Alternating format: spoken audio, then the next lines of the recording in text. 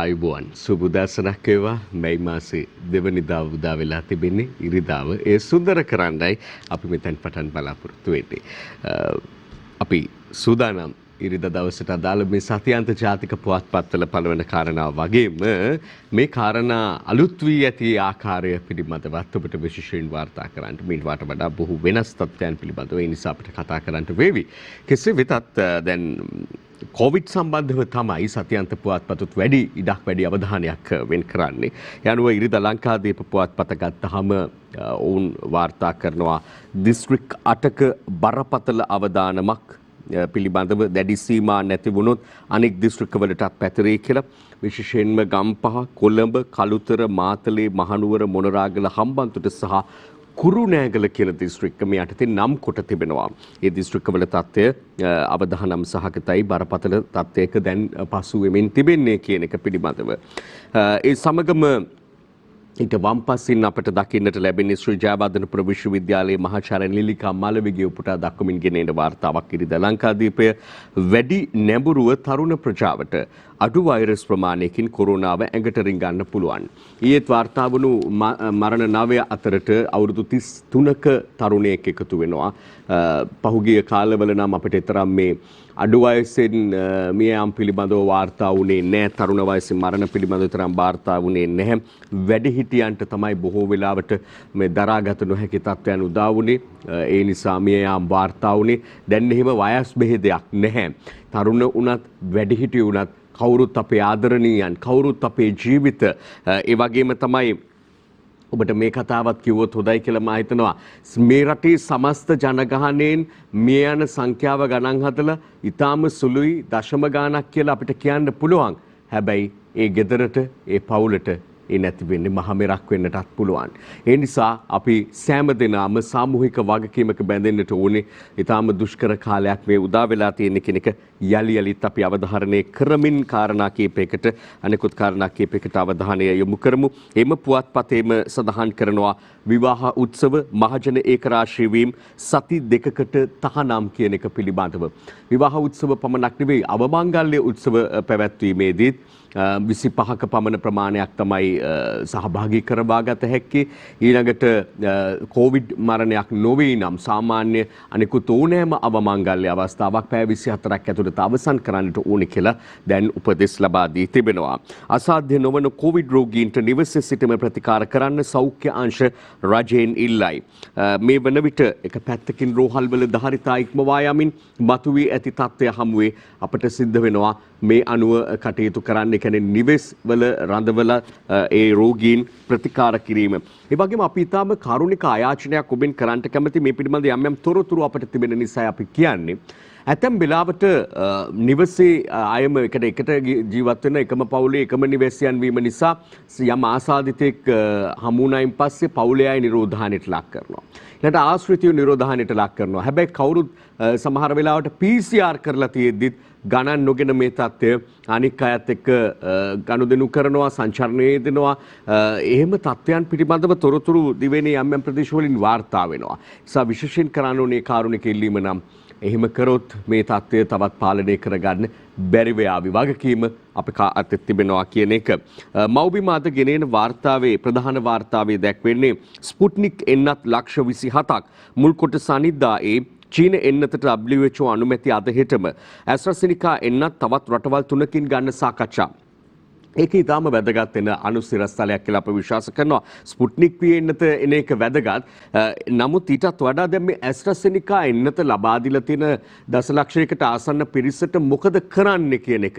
දෙවන මාත්‍රාව ලබා දීමේදී සෞඛ්‍ය අංශයේ ආරක්ෂක අංශයේ ඉදිරිපෙළ රාජකාරිවල නියුතු යම් පිරිසකට ලබා දුන්නා තමයි. නමුත් අනිත් අයට ලබා දීමේ ගැටලුවක් මතුවලා තියෙනවා. ඉන්දියාව මුහුණ දීලා තියෙන තත්ත්වයක් එක්ක එන්නත් ලබා ගැනීම. හැබැයි මේ ඔක්ස්ෆර්ඩ් ඇස්ට්‍රාසෙනිකා එන්නත නිෂ්පාදනය කරන එකම රට ඉන්දියාව නෙවෙයි. විශාල වශයෙන් ඉන්දියාව නිෂ්පාදනය කරාට අපිට ඊටම ළඟින් ගන්න පුළුවන් වුණාට වෙනත් රටවල මේ එන්නත නිෂ්පාදනය වෙනවා. ඒ නිසා දකුණු කොරියාව මේ ආදී රටවල මේ එන්නත නිෂ්පාදනය වෙන අප දන්නා තරමින්. ඒ නිසා පසුගිය දිනක රජයේ වෛද්‍ය නිලධාරීන්ගේ සංගමේ අපේ ප්‍රකාශකවරයෙක් සඳහන් කරනවා වෛද්‍යවරයෙක් සඳහන් කරන වෛද්‍ය නාවින්ද සොයිසා එතුමා සඳහන් කරනවා අපිට දකින්නට ලැබුණා මේ ගැනම බල බල ඉන්නේ නැතුව අනිවාර්යයෙන්ම එවැනි රටකින් හෝ මේ එන්නතම ලබාගෙන දෙවන මාත්‍රාව ලබා දීම තමයි වඩා සුදුසු බැවි. විශේෂඥ වෛද්‍ය සුදත් සමරවීර මහතා කියන්නේ මේ වෙනුවට වෙනත් එන්නතක් ස්පුට්නික් V කියමුකෝ මේ එන්නත දෙවන මාත්‍රාව විදිහට ලබා දීම සඳහා අධ්‍යයනය කරමින් ඉන්නවා කියලා. නමුත් ජනතාව තුලවත් විශ්වාසයට වඩා තහවුරු වෙනවා ස්පුට්නික් V එන්නත හෝ වෙනත් එන්නත් වලට යාමට වඩා ඇස්ට්‍රාසෙනිකා එන්නතම ලබා දීමට පුළුවන් නම් යම් ඇතුල් පිටු වාර්තා තිනවා මේ එන්නත් පිළිබඳව සහ අප මේ කතා කළ කාරණා පිළිබඳව ඉදිරියේදී අප එකාසු කරන්නට බලාපොරොත්තු වෙනවා. ඊළඟට අපි දිවයින ඉරිදා සංග්‍රහයටම අපි කලින් උපුටාගත්තු වාර්තාව මෙන්න ඉරිදා මව්බිමේ රටන වසයි වෙන විසඳුමක් එයි කියලා තමයි දිවයින ඉරිදා සංග්‍රහය කියන්නේ මේ පවතින වාතාවරණය පිළිබඳව.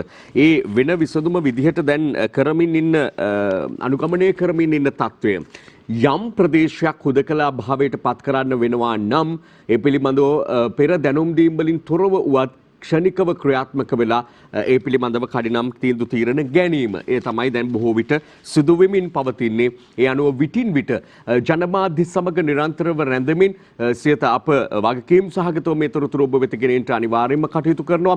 ඒ නිසා මේ මාධ්‍ය පිළිගත හැකි මෙවැනි මාධ්‍ය සමග රැඳෙමින් ඒ පිළිබඳව තොරතුරු Tamanගේ ප්‍රදේශයේ Tamanගේ ආසන්න ප්‍රදේශ රටේ තත්ත්වය මේ පිළිබඳව දැනුම්වත් වන්නට කියලා තමයි අපි ඔබට ආරාධනා කරන්නේ.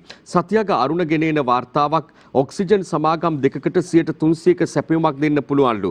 සමාගම්වල ජම්බෝ සිලින්ඩර් 15000ක්, සෞඛ්‍ය අංශවල 8000ක් මේ දැනට යම් ආකාරයක ඔක්සිජන් පිළිබඳවත් කතාවක් මතුවෙමින් තිබෙනවා. ප්‍රමාණවත් වේ විදි ඉදිරි කාලයේදී ආසාදිතයින්ට ලබා දීම සඳහා ICU ඇඳන් වගේ මේ ධාරිතාවේ වගේම ඔක්සිජන් පිළිබඳවත් ගැටලුවක් මතුවේවිද කියන කාරණා පිළිබඳව කතා වෙමින් තියෙන නිසා ඒකට පිළිතුරක් විදිහට මේ වාර්තාව අපි ඉදිරිපත් කරන්නට කැමතියි.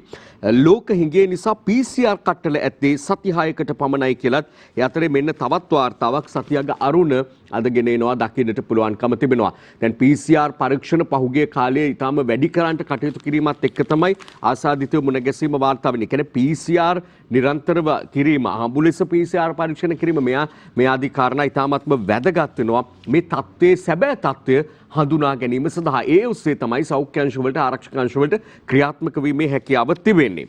ඊළඟට ඊයේ පස්වරුවේ ජනාධිපති මොහන් සබරනායක මහතා රාජ්‍ය ප්‍රවෘත්ති අධ්‍යක්ෂ ජෙනරාල්වරයා විසින් ඉදිරිපත් කරන ලද විශේෂ නිවේදනයේ කොවිඩ් මර්ධන මාර්ගෝපදේශ ඇතුළත් විශේෂ නිවේදනයට අප අවධානය යොමු කරන්නට කැමැති. අප මේ ඉදිරිපත් කරන්නේ එහි සංශෝධිත විශේෂ නිවේදනය. ඒ අනුව නව මාර්ගෝපදේශ මාලාවක් ඉදිරිපත් වෙනවා අපිට දකින්නට පුළුවන්කම තිබෙනවා. ඉතාම ඉක්මනින් මම ඒ කාරණා ඔබට ඉදිරිපත් කරමින් යන්නම්. සමුළු සම්මන්ත්‍රණ රැස්වීම් සන්නාම ප්‍රවර්ධන මේ ආදී කටයුතු 21 වෙනිදා දක්වා මැයි මාස 21 දක්වා තහනම් ඉන් පසුව පවතින කොවිඩ් තත්ත්වයට අනුරූපව නැවත සාකච්ඡා කරනවා සමාලෝචනය කරනවා කියලයි මේ වාර්තාව කියන්නේ. සුපිරි වෙළඳසල් මහා පරිමාණ අලවිහල් මූල්‍ය ආයතන රෙදිපිලි වෙළඳසල් සිල්ලර වෙළඳසල් ක්‍රියාත්මක විය යුත්තේ මුළු පාරිභෝගික ධාරිතාවෙන් 25% සීමාවකට යටත්වයි. සංවෘත ස්ථානවල සහ විවෘත ස්ථානවල පවතින සාද එම නැත්නම් ඉවෙන්ට් සහ මහජන එක්රැස්වීම් සඳහා අවසර නැත. ආගමික ස්ථානවල ජනතාව එක්රැස්වීම නොකළ යුතුය. සිනමා ශාලා සහ රංගශාලා ළමා උද්‍යාන පිහිනුම් තටාක පබ් සහ බාර් කැසිනෝ සහ රාත්‍රී සමාජ ශාලා ඔට්ටු ස්ථාන සහ සම්බාහන ස්ථාන වසා දැමේ. හෝටල් තානායම් හා ආගන්තුක නිවාස ගෙස්ට් හවුස් ආදී රඳවා තබාගත හැකි සංඛ්‍යාව මුළු ධාරිතාවෙන් 50% වන අතර රාත්‍රී 10න් පසු ඒවා ක්‍රියාත්මක කළ නොහැක. ඊළඟට තියෙනවා කානිවල් සංගීත සංදර්ශන වෙරළ තීරසාද උත්සව ආදී සඳහා අවස්ථාව අවසරය නැත. විවෘත වෙළඳසල් සහ පොළ බේකරි වෙළඳසල් ක්‍රියාත්මක විය යුත්තේ මුළු පාරිභෝගික ධාරිතාවෙන් 25%කට යටත්වයි. උසාවි මුළු ධාරිතාවෙන් 25%ක් දක්වා ජනතාවට පැමිණීමට අවසර ඇත. බන්ධනාගාර රැඳවියන් බැලීමට අවසර නැත. පාසල් පෙර පාසල් විශ්වවිද්‍යාල සහ උසස් අධ්‍යාපන ආයතන ආධාරක පන්ති නැත්නම් ටියුෂන් පන්ති නැවත දැනුම් දෙනතුරු වසා තිබේ. පාසල් පිළිබඳව අධ්‍යාපන අමාත්‍යවරයා ඉතාම පැහැදිලිව සඳහන් කළා. එළඹෙන 7 වෙනිදා දක්වා නැවත වසා දමන්නට තීරණය කළා. 7 වෙනිදාට රැස් වෙලා ඉදිරි සතියේදී පවත්වනවාද ඊළඟ සඳුදා ඉඳලා ආරම්භ කරනවාද නැද්ද කියන තීන්දුව තීරණය ගන්නවා කියන එක. 2021 මැයි 4 සිට මැයි 20 දක්වා මංගල උත්සව සඳහා අවසර නොලැබේ. මැයි 20 දින සිට පසු පවතින කොවිඩ් තත්ත්වයට අනුරූපව මේ කාරණා නැවත සමාලෝචනය කරනවා කියන එක රජයේ ප්‍රවෘත්ති අධ්‍යක්ෂ ජෙනරාල්වරයාගේ අත්සනින් නිකුත් කළ ඊයේ පස්වරුවේ මේ වාර්තාවේ බොහොම පැහැදිලිව සඳහන් වෙනවා. අප මේ සමග බලාපොරොත්තු වෙනවා යම් වාර්තා කිහිපයකටත් ඔබේ අවධානය යොමු කරන්න. තවදුරටත් අපට මේ මුල් පිටු වාර්තා තුලින් විවිධ වූ කාරණාත් මුණ ගැසෙනවා. අපි ඒන් කිහිපයකට ගිහිල්ලා නැවත වතාවක් මේ කොවිඩ් පිළිබඳව ඇතුල් පිටු වාර්තාවෙත් යොමුනොත් හොඳයි කියලා හිතනවා. අපි දිවයින ඉරිදා සංග්‍රහයට આવුත් පෝට් සිටි ගැන පාර්ලිමේන්තු තීන්දුව 5 වෙනිදා කියලාත් අපිට අද වාර්තාවක් හම්බ වෙනවා. රිෂාඩ්ට පාර්ලිමේන්තුවෙන් අවසර හිමිවීම පිළිබඳව තියෙනවා. සහරාන්ලාගේ දෙවැනි ඉලක්කය ඇසළ පෙරහැර කියලාත් වාර්තා වෙනවා. මීට කලිනුත් කියවුණා ඔවුන් බලාපොරොත්තු ඉඳලා තියෙන දෙවැනි ඉලක්කයටත් වඩා මුලින් කියුනේ ප්‍රථම ඉලක්කය බවට පත් වෙලා තිබුණේ මහනුවර දළදා පෙරහැරයි කියලා. ඊළඟට තියෙනවා හරින් ඇතුළට යන්නේ ජූලි 14 පසු කියලා මේ නීතිපතිවරයාගේ ස්ථාවරය ජූලි 14 දක්වා අත්අඩංගුවට ගැනීමක් සිදුවන්නේ නැහැ කියන එක පිළිබඳව කාරණාවත් එක්කයි වාර්තා කරන්නේ. ඒ වගේම පොහොර හිඟයක් නැහැ කියලා දිවයින ඉරිදා සංග්‍රහය අද වාර්තා කරනවා. මෙන්න අපිට ඒ වාර්තා කිහිපය මුල් පිටු තුල මෙලෙස දකින්නට පුළුවන්කම තිබෙනවා. ඒ දිවයිනට අපි අවධානය යොමු කරේ සතියාග අරුණ වාර්තා කරන පොහොර පිළිබඳව අපි කතා කළ නිසා අක්කරයකට පොහොර දෙන්න කන්නේකට රජය රුපියල් 13300ක් වැය කරයි. මහකන්නේ සිට කාබනික පොහොර වලින් වගා කරන ලෝකයේ පළමු රට. කාබනික පොහොර වලින් වගා කරන පළමු රට ආඩම්බරණීය තත්ත්වයක් සාඩම්බරණීය තත්ත්වයක් ආඩම්බරයට කාරණාවක්. හැබැයි ඒ වුණාට මේ සඳහා විධිමත් වැඩපිළිවෙලක් තිබෙනවාද? අන්තිමට කාබනිකත් නැහැ, රසායනික පොහොර ටිකත් නැහැ. ගොවියත් අතර මං වෙලා වගාවත් හරියට කරගන්න බැරි වෙලා අසන්නත් පාළු වෙලා රට සහල්ලිගයකින් නැවත තවදුරටත් හිගයකට පත් වුණොතින් අර්බුදයකට පත් වුණොතින් මේ ගන්න තීන්දුවල ප්‍රතිඵල මොකක්ද කියලා ජනතාව නැවත ප්‍රශ්න කරන්න පුළුවන්. ඒ නිසා විධිමත් වැඩපිළිවෙලක් අනුව කටයුතු කිරීම තමයි ඊටාම වැදගත් වෙන්නේ. ලක්ෂ 320ක් වැය කර 2017 දී ගෙනා ගුවන් යානාවලට තෙල් දෙන යන්ත්‍ර 4ම කොට උඩ කියලාත් වාර්තා වෙනවා. ඒ වගේම වෘත්තීය සමිති 9435ක් ලියාපදිංචි වුණාට වැඩ කරන්නේ 1841යි කියලායි සඳහන් කරන්නේ. ඊයේ මේ වෘත්තීය සමිති සමහර ඒවා නම් ඒ වගේම සමහර පක්ෂ යම් ආකාරවලින් මැයි දිනේ සමරන්නට කටයුතු කරලා තිබුණා. සමහර පක්ෂ සහ වෘත්තීය සමිතිය ඇතුළු වෙනදාට වැඩ කරන ජනතාව සමරන අය ඊයේ දවසෙත් වසර 3ක් පිට මේ අනුව මැයි දින සැමරුම් නිසියාකාරව පෙර පුරුදු පරිදි ඒ නිදහසේ පවත්වන්නට හැකි වාතාවරණයක් මේ රටේ නැති බව විශේෂයෙන් සඳහන් කරන්නට ඕනේ. ඊළඟට අපි දකිනවා සතියාග අරුණේ වාර්තා කරනවා ප්ලාස්ටික් යෝගට් අයිස්ක්‍රීම් කප් හැඳි ගෑරුප්පු තහනම් කුඩා බෝතල් වලටත් තහංචියක්. මේ ප්ලාස්ටික් හැඳි ගෑරුප්පු ගැන කියන්නේ. ඒ වගේම කුඩා බෝතල් වලටත් තහංචියක්. ක්‍රමානුකූලව රට ප්ලාස්ටික් පොලිතින් භාවිතය අවම කරන රටක් බවට පත් කිරීමට ගෙන යන වැඩපිළිවෙලේ තවත් අංගයක් විදිහට මේ අපට සලකන්නට පුළුවන්කම තිබෙනවා. ඊළඟට අපි මව්බිම පුවත්පතේ මුල් පිටු වාර්තා වෙත අවධානය යොමු කරමු. මෙතෙක් උපුටා නොගත් වාර්තා දියවන්නාවේ මඩ පිරීලා සොයා බලන්න කාර්ය සාධක මණ්ඩලයක්. මේ කියන්නේ සභාගම ඇතුලේවද එළියේවද දන්නේ නැහැ. පේන හැටියට නම් දියවන්නාව කිව්වහම බොහොම සුන්දර පරිසර පද්ධතියක්. දියවන්නාවේ පහුගිය කාලේ වතුරාව පැහැවීම පිළිබඳවත් විවිධ කතා තිබුණා. අපි කියපුව ඇතුලේ තියෙන බොහෝ වෙලාවට මඩ තමයි. එළියේ තියෙන මඩ ගැන හොයලා බලන්න කාර්ය සාධක මණ්ඩලයක් ඇතුළ ගැනත් මීට වඩා හෙව්වනම් තවත් හොඳයි කියලා හිතෙනවා. ඊළඟට මව්බිම කරන තවත් වාර්තාකරණයන් කීපයකට අපි අවධානය යොමු කරමු. කොවිඩ් සංඛ්‍යාලේඛනවල විනිවිද භාවයක් නැති බව දැක්වෙන වාර්තාවකුත් අද අපට දකින්න පුළුවන්. මහජන සෞඛ්‍ය පරීක්ෂකවරුන්ගේ සංගමේ සභාපතිවරයා පවා මේ කාරණාව ඇතැම් වෙලාවට මතු කරනවා. මේ එන්න තොරතුරු සංඛ්‍යාදත්ත එකක් කඩිනමින් එන්නට ඕනේ කියන එක සහ ඒවා පැහැදිලිව නිරවුල්ව එන්නට ඕනේ. එහෙම වුණොත් තමයි මේ පිළිබඳව තීන්දුව తీරන ගැනීමේ හැකියාව තියෙන්නේ. පාර්ලිමේන්තුව ගැන කිව්ව විතරයි මෙන්න තියෙනවා මේ මාස අගදී රනිල් යලිත් පාර්ලිමේන්තුවට තාම එක්සත් ජාතික පක්ෂයේ ජාතික ලයිසු මන්ත්‍රී ධුරය පුරප්පාඩුයි. ඒ අනුව රනිල් වික්‍රමසිංහ මැතිතුමා මේ මාස අගදී පාර්ලිමේන්තු වෙනවා කියලා කියන්නේ. එතුමා එන්න ලෑස්ති වෙනකොට පාර්ලිමේන්තුවට සැසිවාර පවත්වන්න පුළුවන් තත්ත්වයක් රටේ තියෙද කියන්නටත් බෑ. මේ තියෙන තත්ත්වයක් එක්ක පස්වනදා මධ්‍යම රාත්‍රියේ සිට දුම්රිය මහා වැඩ වර්ජනයක් පිළිබඳව වාර්තා කරනවා. පස්වනදා මධ්‍යම රාත්‍රියේ සිට මෙවැනි තත්ත්වයකුත් තියෙනකොට ඒ වගේ වෘත්තීය අයිතිවාසිකම් දිනා ගන්න එවැනි සටනකට එළඹීම කාලානුරූපීව කෙතරම් වැදගත්ද කියන එක පිළිබඳවත් හිතන්නට වේවි. සහරාන්ගේ සමීපතමයෙකුගෙන් තවත් ප්‍රහාර රැසක් ගැන තොරතුරු එළියට ටික කාරණාවක් තමයි අපි කලින් පෙරහැර ගැන මතු කොට සිටියේ. ඉදිරි සතියේ පාර්ලිමේන්තුව කොවිඩ් සම්බන්ධව හා වරායනගර විවාද සඳහා පමණයි කියලත් මෙන්න අද මව්බිම වාර්තා කරලා තියෙනවා අපිට දකින්නට පුළුවන්. ඊළඟට අපි ඊටම ඉක්මනින් ලංකාදීපයට අවධානය යොමු කරමු. පොහොර ගැන අපි කතා කළා. කාබනික පොහොර ප්‍රවර්ධනයේ නොකලාට ජනපතිගෙන් නිලධාරීන්ට දොස් නැගීමක් පිළිබඳවත් පුවත් වාර්තාවක් තියෙනවා. දැන් මේ වැඩපිළිවෙල කෙරෙහි ජනාධිපතිවරයා දැඩි ලෙස යොමු වෙලා ඉන්න වෙලාවක කෘෂිකර්ම අමාත්‍යවරයාත් සම්බන්ධ කරගෙන මේ කටයුතු කෙරෙමින් තියෙනකොට ඒ ගැන මීට වඩා ප්‍රවර්ධනය කළ යුතුයි කියලයි ජනාධිපතිවරයාගේ මතය බවට පත් වෙලා තියෙන්නේ. ආණ්ඩුවේ පක්ෂ නායක රැස්වීමක් අනිද්දා පැවැත්වෙනවා කියලා. ඒ වගේම යහපාලනයට හවුල් වූ දෙමළ සද්ධානයේ දෙමළ ජනතා ගැටලු විසඳුවේ නැහැ. මහජන නැගිටීමේ පක්ෂයේ සභාපති අරුල් කරන ප්‍රකාශයක් අපට දකින්න පුළුවන්. ඉන්දිය ධීවර පැමිණීම වළක්වන නාවික හමුදා මුර සංචාර වැඩි කරයි කියලත් අපි දකිනවා ඉරිදා ලංකාදීපේ වාර්තා කරනවා. ඉන්දිය ධීවරයන්ගේ පැමිණීම ගැන වගේම දැන් කනින් කොනින් යම් යම් තැන්වල කතා කරනවා අපට අහන්න දකින්න ලැබිලා තියෙනවා. මේ ඉන්දියානුවන් මෙරටට ගෙනල්ලා නිරෝධානය කරනවාද කියන එක පිළිබඳව. අප දැක්ක ඇතැම් අය මාරු කරගන්නවා. ඇතැම් පක්ෂ පවා සමහර වෙලාවට මේ පිළිබඳව යම් යම් ස්ථාවරයන් පළ කරනවා. ජනප්‍රිය පුද්ගලයන් ශාරුක් ඛාන්ලත් මෙහි ඇවිල්ලා නිරෝධායනය වෙනවා කියන අදහස දක්වන ආකාරයේ පෝස්ට් හුවමාරු කරගන්නවා සමාජ මාධ්‍ය තුනේ අපට දකින්නට ලැබිලා තිබෙනවා. කෙසේ වෙතත් රාජ්‍ය පසුගිය දිනක කෙහෙලිය රඹුක්කැල්ල කැබිනට් ප්‍රකාශකතුමා අමාත්‍යතුමා බොහොම පැහැදිලිව සඳහන් කළා කිසිසේත්ම ඉන්දියානුවන් නිරෝධායනය සඳහා මෙරටට ගෙන්වාගෙන කටයුතු කරන්නේ නැහැ කියලා. හැබැයි ඒ අතරේ ඉන්දියාව තුලින් වාර්තා වෙනවා කෝටිපතියන් වෙනත් ධනවතුන් ඒ වගේම සුපිරි චරිත බොහෝමයක් රටින් පිට වෙලා ඇති බවත්. එතකොට ඔවුන් කොහෙද ගිහිල්ලා ඉන්නේ? යුරෝපාකරයටද වෙනත් බටහිර රටවල් වලටද ඇමරිකාවේද නැත්නම් අහල පහල තියෙන ලංකාවෙහිමත් ඉන්න පුළුවන්ද කියන එකත් හිතෙන්න පුළුවන්.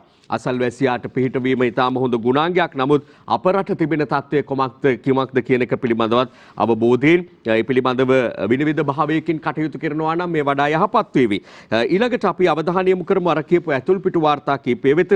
වැඩිපුරම රෝගීන් වාර්තා වෙන්නේ නුවරඑළිය සහ කතරගම ගිය අයගෙන්. වසංගතුරක විද්‍යාලයක ප්‍රධානී විශේෂඥ වෛද්‍ය සුදත් සමරවීර මහතා හෙළි කරන විශේෂ කාරණාවක් මේ. වෙනදාට වඩා රෝගීන් වැඩි තත්ත්වය මේ විදියට ගියොත් අපට රෝගීන් හඳුනා ගන්න බැරි වෙනවා. රෝහල් වලට ඇඩ්මිට් කළාම අපට තියෙන සම්පත් පාවිච්චි කරලා හොඳින් ප්‍රතිකාර කරනවා. අපි හැමදාමත් අවශ්‍ය විදියට වේගයෙන් ආශ්‍රිතයන් හඳුනා ගැනීම කළා. පරීක්ෂා කළා. එන්නත් භාවිත කිරීම නිසා අපට බොහෝ රෝගීන් අඩු කරගන්න හැකි වුණා. එන්නත දෙන විදියේ ප්‍රශ්න තියෙනවා. හරි විදියට දිය යුත්තේ මස් පිඩු වලටයි හැම ඇතුළට නෙවෙයි. මෙන්න එතුමාගේ ඒ ප්‍රකාශ ඇතුළත් ඇතුල් පිටු වාර්තාව අපට දැන් දකින්නට පුළුවන්කම තිබෙනවා. ඊළඟට අපි අවධානය යොමු කරනවා මහාචාර්ය නීලිකා මලවිගේගේ අදහස් දැක්වීමක් ඉරිදා ලංකාදීපෙන් B117 ඉස්සර තිබුණාට වඩා මේක දරුණු ප්‍රභේදයක්. ඉන්දියාවේ දරුණු කොවිඩ් රැල්ලට ඉන්දියානු ප්‍රභේදය වගේම බ්‍රිතාන්‍ය ප්‍රභේදයක් බලපාලා. නව වෛරසයේ කෙනෙකුට ආසාදනය වීමට අවශ්‍ය වන්නේ ඉතා අඩු වෛරස් ප්‍රමාණයක්. වාතාශ්‍රය අඩු තැනකදී කෙනෙකුගේ තව කෙනෙකුට වෛරසය බෝ වෙන්න පුළුවන්. මහාචාර්ය නීලිකා මලවිගේ ඒ පිළිබඳව දැනුම්පත් කළ ආකාරය අපිට මෙලෙස අද ඇතුල්පිටු වාර්තාවකින් මුණ ගැසෙනවා. නව කොරෝනා වාතයෙන් බෝ වෙනවාද? ඇයම තමයි මේ ප්‍රකාශය විශේෂයෙන් අවධාරණය කළේ. ඒ පිළිබඳව විවිධ මත ඉදිරිපත් වෙනටත් පටන් ගත්තා. සුදර්ශනී ප්‍රාන්තපුලේ රාජ්‍ය අමාත්‍යවරිය, ඒ වගේම රවි කුමුදේශ් මහතා මහාචාර්ය නීලිකා මලවිගේ ඇසුරෙන් මේ වාතයෙන් බෝ වෙනවාද කියන එක පිළිබඳව වාර්තාවක් අපිට දකින්න පුළුවන්. ඒ වගේ මෙම පිටුවේම තියෙනවා ආචාර්ය වෛද්‍ය චන්දිම ජීවන්දරගේ ප්‍රකාශයකුත් නැවත නැවතත් ඔහු කියනවා මේ අලුත් වෛරස ප්‍රභේදය අප්‍රේල් 8 වෙනිදා ඉඳලා මේ රටේ තිබුණා කියලා එදාම සෞඛ්‍ය අමාත්‍යාංශයට Taman විසින් දැනුම් දීම් කළා කියලා. මේ ගැනත් යම් වාද විවාද දැන් මතුවලා තියෙනවා. රටවසා ඔක්සිජන් ධාරිතාව වැඩි කරන්න විශේෂඥ වෛද්‍යවරුන්ගේ සංගමය කරන ඉල්ලීමකුත් ඒ අතරේ අපට දකින්නට පුළුවන්කම තිබෙනවා. මේ වාර්තාවල ඇතුළට ගිහින් ගැඹුරින් සාකච්ඡා කරන්නට තරම් ඉදිරිපත් කරන්නට තරම් කාලයක් නමුත් ඔබේ අවධානයට මේ කාරණා යොමු විය යුතු නිසා තමයි අප මෙලෙස ඉදිරිපත් කිරීම කරන්නේ. වාතයේ ඇති වෛරසය විනාශ කරන ක්‍රම පිළිබඳව වෛද්‍ය රසායනාගාර විද්‍යාඥ වෘත්තීයවේදීන්ගේ විද්වත් සංගමේ සභාපති රවි කුමුදේශ් මහතා සමග සාකච්ඡාවකදී අනාවරණ වූ කාරණා පිළිබඳවත් අද අපට දකින්නට පුළුවන් ඒ ලංකාදීපේම ඇතුල් පිටු වාර්තාවක ඔහු අදහස් ගණනාවක් මේ පිළිබඳව ඉදිරිපත් කරලා තියෙනවා. ඒ ගැන අපි දැනුම්පත් වීමත් ඉතාම වැදගත්. ඊළඟට රජයේ වෛද්‍ය නිලධාරීන්ගේ සංගමයේ ලේකම් දොස්තර නවින්ද සොයිසාගේ සමග කළ සම්මුඛ සාකච්ඡාවක වාර්තාවක් අපි දකිනවා. ගන්නා තීරණ හා හැසිරෙන ක්‍රමය මත අපට රෝගය පාලනය කරගත හැකියි. මේ ඉතාම වැදගත් කාරණාවක්. ගන්නා තීරණ කවුද ගන්නේ? රජයේ තමයි මේ කාරණාව ප්‍රධාන වශයෙන් අදාළ වෙන්නේ. රජය ඊළඟට රජයත් එක්ක සෞඛ්‍යාංශ ආරක්ෂකාංශ දිසාපතිවරු මේ ආදී අනෙකුත් රාජ්‍ය නිලධාරීන් මේ සමස්තයම එකතු වෙලා ගන්න තීන්දුව తీරන තිබෙනවා. ඊළඟට හැසිරෙන ක්‍රමය එය පාලනයකට ලක් කර ගන්න පුළුවන් මහ ජනතාව විදියට අපිට මේ දෙපැත්තම එකට එකතු වුණොත් තමයි අපිට පුළුවන්කම ලැබෙන්නේ හරිය විදියට හැකි ඉක්මනින් මේ කොවිඩ් තත්ත්වය පාලනය කර ගැනීම සඳහා. ඒ නිසා එතුමා කියනවා වගේ ගන්න තීන්දුව తీරනත් අතිශය වැදගත් වෙනවා. ඒ වගේම ඒ අනුව හැසිරීමත් අතිශය වැදගත් වෙනවා කියන එක සඳහන් කරන්න ඕනේ. ඊට පස්සේ මේ එන්නත පිළිබඳව යම් යම් කාරණා සාකච්ඡා වෙන නිසා අප උපුට ගත්තා මේ නවින්ද සොයිසා වෛද්‍යතුමා සමග සාකච්ඡාව. ඉන් අනතුරු අපි උපුට ගත්තා අරුණ පුවත්පතේ සදස්ස පිටුවෙන් මෙන්න මේ වාර්තාව. එන්නත විදගත්තත් කොරෝනා හැදෙන්න පුළුවන් ඇමරිකානු පරීක්ෂකයෝ කියති. මේ ගැනත් මතභේද වාද විවාද රට තුල තිබෙනවානේ. එන්නත විදගත්තු අයටත් ආසාදනය වෙලා කියලා. කොහොමටත් මේ එන්නත පිළිබඳව සඳහන් කරද්දී එන්නත විද ගැනීමෙන් නැවත Taman රෝගියෙකු බවට පත් නොවේවි කියන එක නෙමෙයි මෙතන වැදගත් වෙන කාරණාව. ආසාදනය වුවත් ඉන් ඇතිවන සංකූලතා අවම වීම. ඒ වගේම පසුගියදා සාකච්ඡාවක් අපි බොහොම පැහැදිලිව අවධාරණය කළා. ඊළඟට තිබෙන වැදගත්කම තමයි Tamanගෙන් තවත් කෙනෙකුට වෛරසය ව්‍යාප්ත වීමේ හැකියාව අඩු කිරීම. ඒ තමයි එන්නතකින් ලැබෙන ප්‍රධානම වාසි දෙක. අපි තවත් වාර්තාවක් දකිනවා මහාචාර්ය සුරජ් සෙනවිරත්නගේ මාත්‍රා දෙකම ලබා ගත්තොත් සාර්ථක ප්‍රතිඵල ලැබෙනවා කියලා. ඒ නිසා යම් අවස්ථාවක ඔබට පළමු මාත්‍රාව ලබාගෙන නම් තිබෙන්නේ දෙවන මාත්‍රාව ලබා ගැනීම සඳහා අවකාශය හිමි වෙනවා නම් හිතන්නට එපා කියන එක තමයි මේ වාර්තාව අනුව කියන්නේ. කඩිනමින් දෙවන මාත්‍රාව ලබා ගැනීම සඳහා කටයුතු කරන්න විවිධ දුර්මතවලට හසු වන්නට එපා කියන එකයි මේ කියන්නේ. ඊළඟට ලංකාදීපයේ අප දකිනවා ඇතුල්පිටු වාර්තාවක කොවිඩ් නිසා රට යන්න බැරි ඉන්දියානුවන් ලංකාවට ගෙන්වා රට යැවීමේ ජාවාරමක් පිළිබඳව කෙරෙන සාකච්ඡාවක්. ඉන්දියානුවන් මෙරටට ගෙන්වා නිරෝධානය කිරීමේ ක්‍රමවේදය නතර කළා. රාජ්‍ය ඇමතිනි සුදර්ශනී ප්‍රනාන්දුපුල්ලේ. ඇයි කියනවා ඒ ක්‍රමවේදය නවත්වලා තියෙන්නේ කියලා. මන්ත්‍රී කාවින්ද ජයවර්ධනගේ ප්‍රශ්න කිරීමක් සහ ප්‍රකාශයක් තියෙනවා. ඉන්දියානුවන් මෙරටට ගෙන්වා දින 14ක නිරෝධානය කිරීමේ වැඩපිළිවෙලක් දැනටත් ක්‍රියාත්මක වෙනවයි කියලා. ලංකාවේ ජනතාවටත් බොහොම අඩු පහසුකම් තමයි දැන් හිමි වෙලා තිබෙන්නේ. ධාරිතාවයන් ඉක්ම යාමත් එක්ක ඉන්දියාවේ තත්ත්වය ඊටත් වඩා බරපතලයි. යලි යලිත් අපිට කියන්න තිබෙන්නේ අප උදව් උපකාර කර ගැනීම එකිනෙකා හා ඉතාමත්ම වැදගත් වෙනවා. නමුත් රට තිබෙන තත්ත්වය ගැන ඉස්සලාම අවබෝධ කරගෙන ඒ වෙත යොමු වීම තමයි අතිශය වැදගත් වෙන්නේ. මේ අතරේ අපි තව දකින්න ඉතාම වැදගත් වාර්තා කීපයකට අවධානය දෙන්න හිතුවා. පවුලේ දුස්තර මේ මව්බිමේ වෙදපිටුව මේ දවස්වල වඩාත් වැදගත් විටමින් C ගැන අමුතු කතාවක් කියලා තමයි නම් කරන්නේ. වෛද්‍ය රොෂාන්ත හේවාමද්දුම සමග කරන ලද සාකච්ඡාවක් මේ දිනවල කනබොන දේ පිළිබඳව සහ අපේ ප්‍රතිශක්තිය වර්ධනය කර ගැනීම ආදී පිළිබඳව ජනතාව නැවත වැඩි අවධානය යොමු කරලා තියෙනවා පේන්ට තිබෙනවා. ඒ නිසා C විටමින් C එහෙම වැඩිපුර ඇඟට දාගන්න එක නරකක් නෑ මේ කාලේ හැටියට ඊටාම හොඳයි කියලායි කියන්නේ.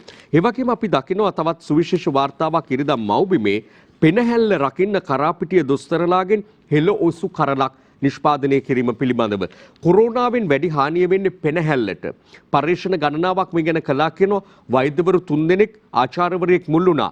අත්හදා බැලුවා ඒ සාර්ථකයි කියලා කියන්නේ. වෛද්‍ය සම්පත්, ආචාර්ය නන්ද, වෛද්‍ය කාන්තිකා, වෛද්‍ය රුවන් මේ තමයි මේ බලකාය මේ ඖෂධ නිෂ්පාදනය කළයි කියන මේ වාර්තාව ඔබට හැකිනම් කියවා බලන්න අපි ආරාධනා කරන ගමන් ඔවුන්ගේ මේ නිර්මාණ නිෂ්පාදනය පිළිබඳව අනිවාර්යයෙන්ම රට දැනුවත් විය යුතු නිසායි මේ වාර්තාවත් අපි ඉදිරිපත් කරන්නේ. ලංකාවේ කාරණා ඔහොම වෙනකොට අසල්වැසි රට ඉන්දියාවේ තත්ත්වය පිළිබඳව දිවයින ලංකාදීපාදී පුවත්පත්වල වාර්තා ඉතාම සෝචනීයයි. කොරෝනාවෙන් විශාල මහනුවරක් වූ ඉන්දියාව සෑම මිනිත්තු 5කටම එක් කොරෝනා මරණයක්. වීදි පුරා රෝගීන් මිය යනවා. මෙවැනි තත්ත්වයක් ලංකාවටත් නොවෙන්නට තමයි මේ සියලු දැනුම්පත් කිරීම සහ සෞඛ්‍යාංශ රජය ගන්න පියවර ඉතාමත්ම වැදගත් වෙන්නේ. දිවයිනත් කියනවා කඳුලින් ලියවෙන නූතන විශාල මහනුවර කියලා තමයි ඉන්දියාව නම් කරන්නේ අද දිවයින පුවත්පත. අපි අමුතුවෙන් කියන්න ඕන ඕනතරම් ඡායාරූප මේ ආදිය දැක තිබෙනවා මේ කාලය පුරාවටම. අපි කොවිඩ් ගැන තමයි අද දවස පුරාම වැඩියෙන් කතා කළේ. හැබැයි අමතක කරන්න බැරි තවත් තත්ත්වයක් තියෙනවා. ඒ තමයි ඩෙන්ගු.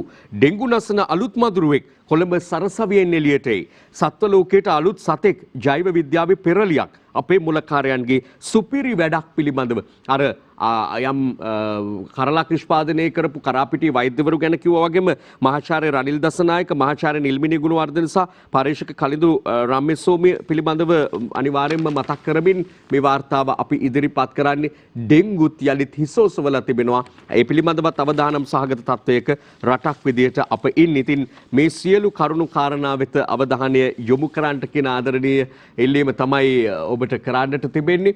ඒ අතරේ අපි දැන් මේ ඉදිරිපත් කළ කාරණා වගේම මනසත් පොඩ්ඩක් සැහැල්ලු වෙන්නත් එක්ක ක්‍රීඩා පිටියටත් ගියොත් හොඳයි කියලා හිතනවා. අවසාන වශයෙන් අපිට ලොකුවට ක්‍රීඩාවට අවධානය දෙන්න බැරි වුණාට මේ දවස්වල කතා නොකළ යුතු තත්ත්වයක් නෙමෙයි ශ්‍රී ලංකා ක්‍රිකට් සම්බන්ධව නම් තියෙන්නේ. ටෙස්ට් කණ්ඩායම ශ්‍රී ලංකා ටෙස්ට් කණ්ඩායම බංග්ලාදේශය සමග ඉතාම හොඳ තරගයක් ලබා දෙමින් සිටිනවා. දෙවන ටෙස්ට් ක්‍රිකට් තරගයේ තීරණාත්මක තරගයක් බවට පත් වෙන්නටත් පුළුවන්. ශ්‍රී ලංකාවට වැඩි වාසි මේ වන විට හිමි වෙලා තිබෙන බවත් කියන්නට ඕනේ.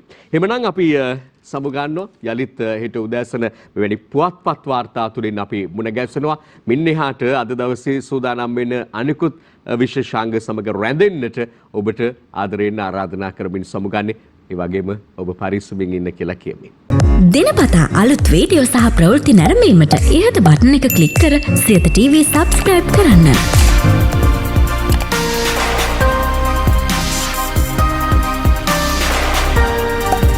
අලුත් වීඩියෝ ගැන මුලින්ම දැනගන්න මෙම සීනුව ක්ලික් කරන්න.